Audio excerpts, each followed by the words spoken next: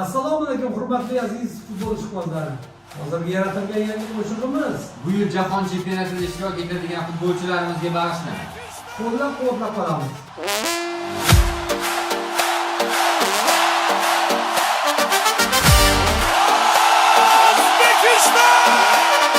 Mana futbol bo'yicha milliy terma jamoamiz mamlakatimiz tarixida ilk bor jahon chempionati yo'llanmasini qo'lga kiritib, 34 yillik orzu umidlarimizni ro'yobga chiqardi.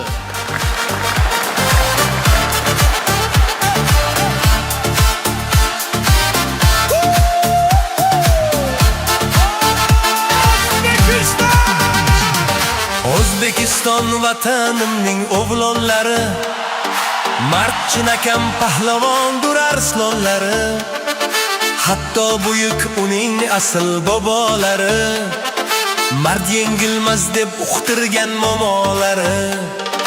O'zbekiston vatanimning o'g'lonlari, mard chinakam pahlavondir arslonlari, hatto buyuk uning asl bobolari, mard yengilmas deb uqtirgan momolari.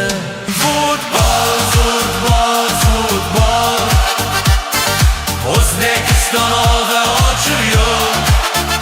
Futbol, futbol, futbol, bu jahonda eng birinchi bo'l. Futbol, futbol, futbol, O'zbekiston olg'a ochib yo'l. Futbol, futbol, futbol, bu jahonda eng birinchi bo'l.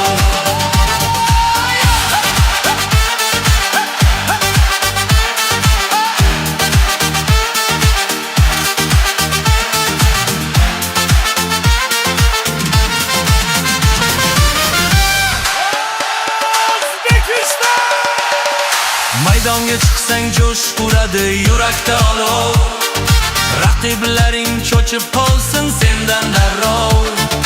Ulug' yurtning farzandisan faxrlangin, bu o'yinda g'alabaga hozirlangin. Maydonga chiqsang jo'sh uradi yurakda olov, raqiblaring cho'chib qolsin sendan darrov. Ulug' yurtning farzandisan faxrlangin, bu o'yinda g'alabaga hozirlangin.